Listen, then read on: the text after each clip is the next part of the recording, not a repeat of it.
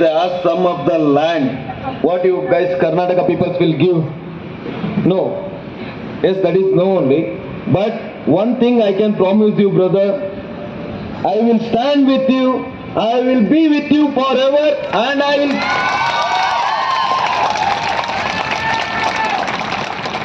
No, yes, because we are the daughters and sons of one motherland, that is India. One thing I want to say, it is started by May 3rd, now it is August 5th. So many frivolity activities are happened here. But the thing, why they stopped internet, I don't know. We can't even contact my friends who was studied with me in degree. They are from Manipur, but they explained me before 1 month back. They also explained me about these things, what is going on there, everything. Why the Manipur government and central government, why it is quiet in this matter, I don't know. What is like happening there? Why they are not requiring peace? But another one thing, what about the education of your children? What about their life? What about their futures? So many problems are getting for Manipur, but we can support you forever.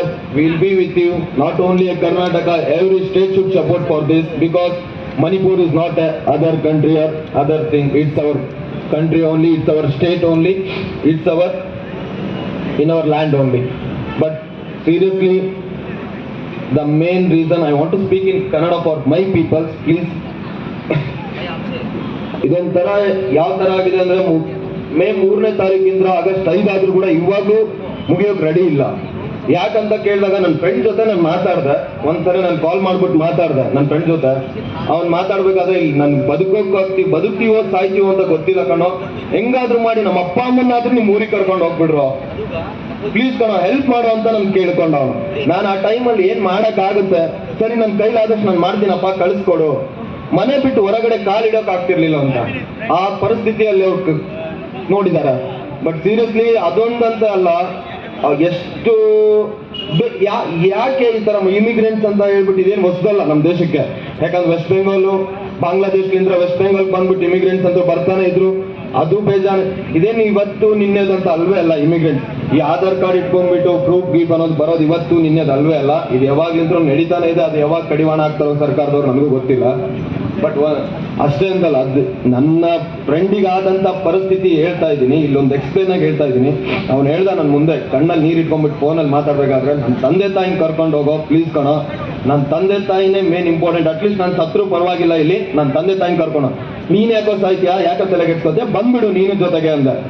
ಆಗಲ್ಲ, ನನ್ನ ಊರು ನಾನು ಉಳಿಸ್ಕೋಬೇಕು. ಇವಾಗ ನಾವೇನ್ ಕರ್ನಾಟಕಕ್ಕೋಸ್ಕರ ಹೊಡೆದಾಡ್ತೀವೋ, ಅವನು ಅವತ್ತಲ್ಲಿ ಮಣಿಪುರ್ಗೋಸ್ಕರ ಹೊಡೆದಾಡ್ತೀನಿ. ನನ್ನ ಊರು ನಾನು ಉಳಿಸ್ಕೋಬೇಕು, ಆದ ಕಾರಣ ನಾನು ಇಲ್ಲೇ ಇರ್ತೀನಿ, ನನ್ನ ತಂದೆ ತಾಯಿ ನೀನು ಕರ್ಕೊಂಡು ಹೋಗು.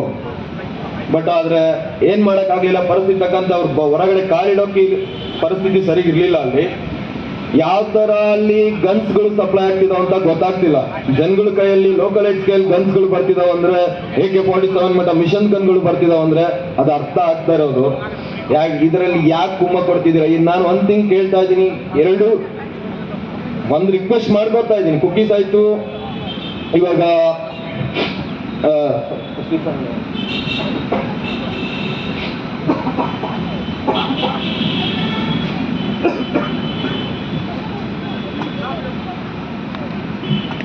ನಾನು ಒಂದೇ ಒಂದು ರಿಕ್ವೆಸ್ಟ್ ಮಾಡ್ಕೊತಾ ಇದ್ದೀನಿ, ಪೀಸ್ ನಿಲ್ಸಿ ಅಷ್ಟೇ, ಪೀಸ್ ನಿಲ್ಸಿ. ಯಾಕಂದ್ರೆ ಇದು ಕಂಟಿನ್ಯೂ ಆದ್ರೆ ಬಿಗ್ ಇಶ್ಯೂ ಆಗಂತ ಹೋಗುತ್ತೆ ಹೊರತಾಗಿ ಚಿಕ್ಕದಾಗಲ್ಲ.